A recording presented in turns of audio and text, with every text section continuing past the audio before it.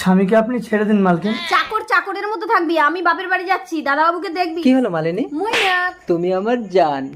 মালকিন এই চুপ, দাদাবাবুকে সময় মতো খেতে দিবি। ঠিক আছে, দেরি হয়ে যাচ্ছে, তাড়াতাড়ি যাও মালিনী। আসি।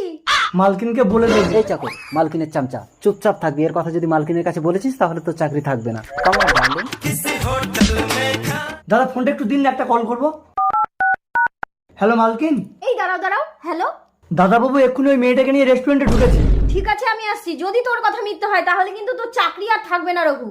ঠিক আছে মালকিন, আপনি তাড়াতাড়ি আসুন। মালকিন তাড়াতাড়ি চলুন, দেখবেন। কই কোথায়? কি ব্যাপার মালিনী, ঘুরে আসলে কেন? মালিকের নামে মিথ্যে কথা?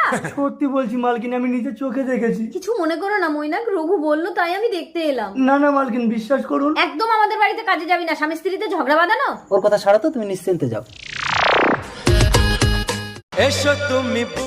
এই তো। এই চাকর, তোর চাকরি আর